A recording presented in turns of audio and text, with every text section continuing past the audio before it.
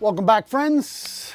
Emmett out here talking about the industry and a lot of other stuff. I made a video last week. I didn't get it out because after going over it and reviewing it, it was even angry for me. So I decided not to put it out. I was a little too negative. I was in a spot in my headspace.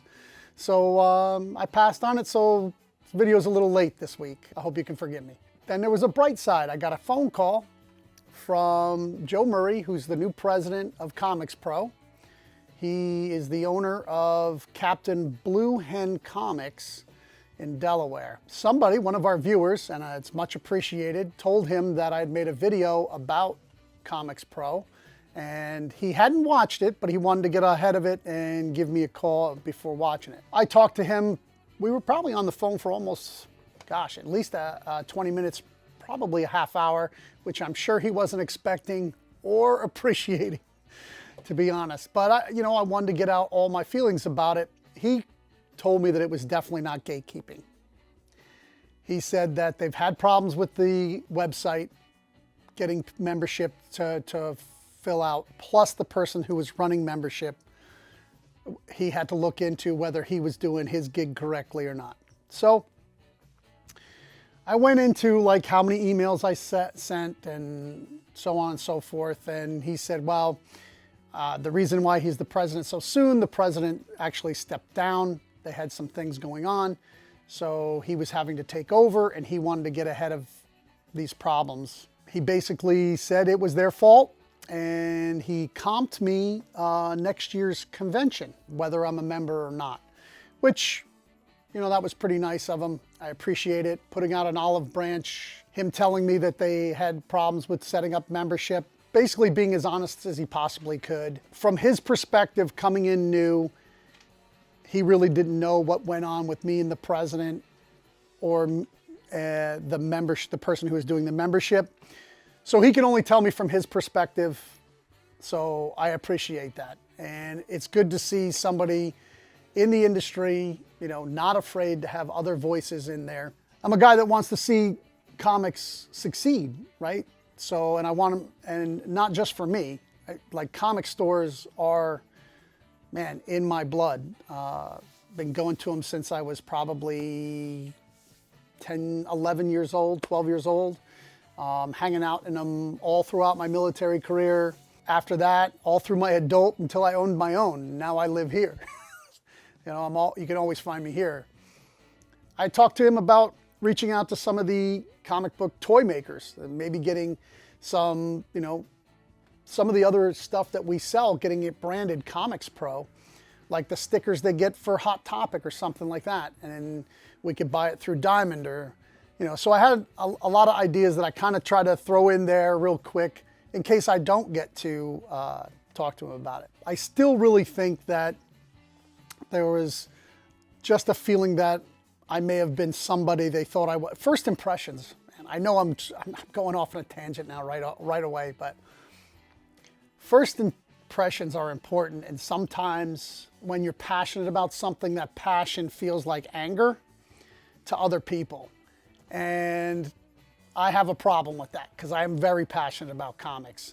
And sometimes when I get going about it, it really feels like anger. And to be honest, sometimes it is.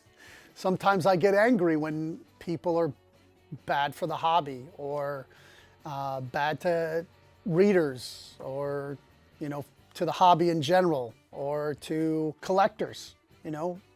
When I see collectors getting cheated, this is the thing that, the fastest way out is people get buyer's remorse and they leave the hobby and then, we're left holding the bag. I do the show on Tales from the Flip Side about opening comic shops. We're going to also repeat the show on this channel too. If you hadn't seen it before, it'll be coming to our channel here too. But if everybody's worried about the price of comics, you need people to be competing for your comics. So we need to grow the community, not shrink it, not shrink the number of the print run.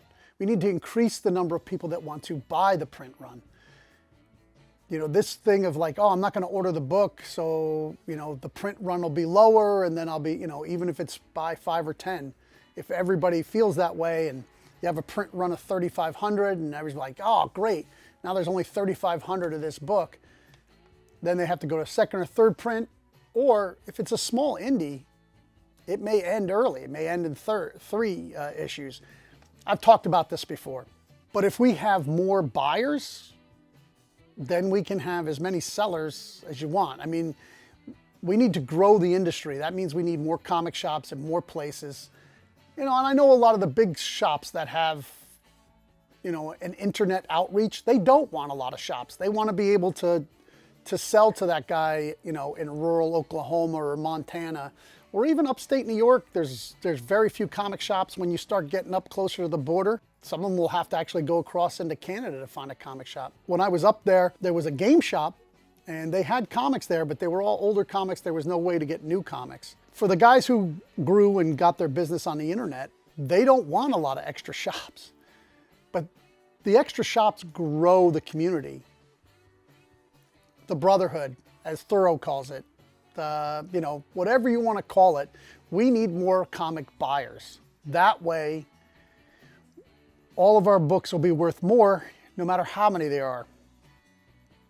And not even if they're worth more, it'll also extend the business a longer time, right? Our readership is shrinking through people like me getting too old and our hearts failing, you know, and then you lose a reader because he dies. And, you know, if we're not replacing those, at least one for one, and keeping it this way, if we're not replacing them, then, you know, it's going down. But what I want to do is I want to increase the people that are into comics. And there's a lot of people that are into comics, but they don't have a place that they feel comfortable going to. They don't maybe want to buy over the internet.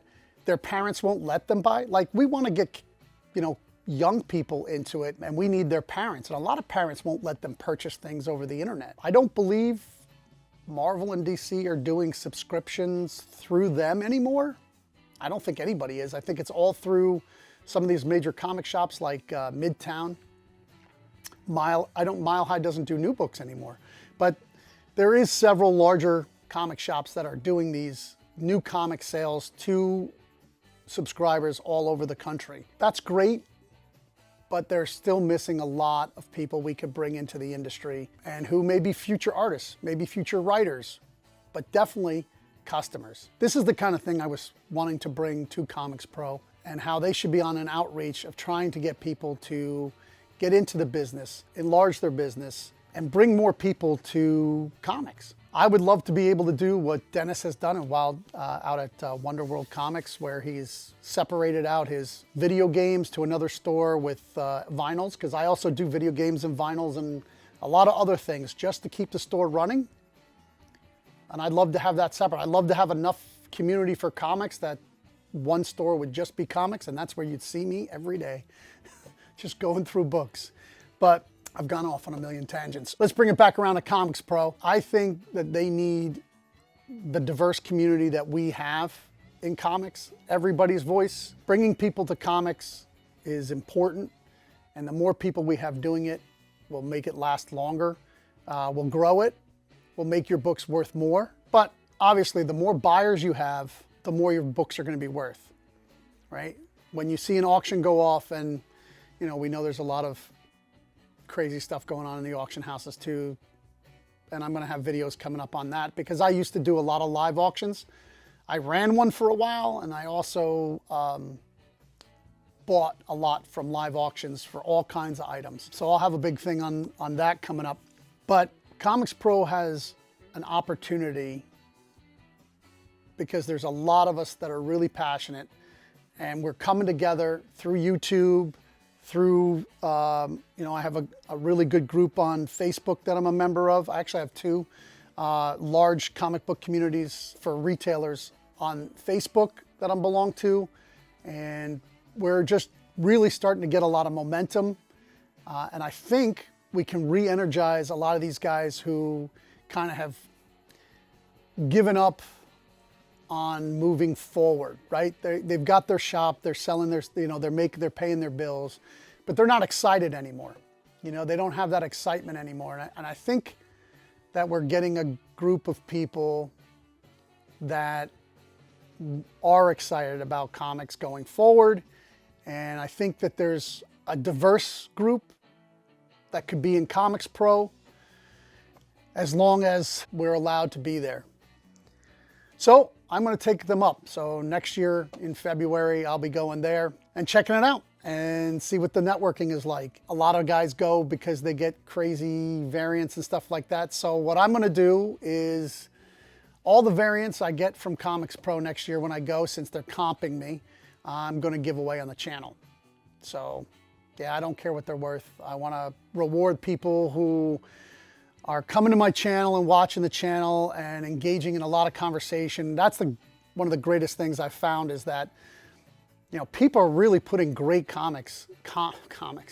People are putting really great comments under most of the videos, and I've been trying to answer all of them, and they're bringing up a lot of great points, and we want that to continue because we want this conversation to continue, and we want to revitalize comics. I know a lot of the videos that I've been making recently have been negative, but it's because we've been going in the wrong direction. So I hopefully will be making more videos about some really good stuff coming up.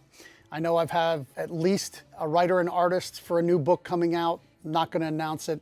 It'll just be on when it's on. That book's going to be coming out in May. We have a big 10-year anniversary for the shop coming up also in May. So there'll be some video on that. We're going to have some artists coming into the shop for that. I'm hoping to get one of the major sculptors.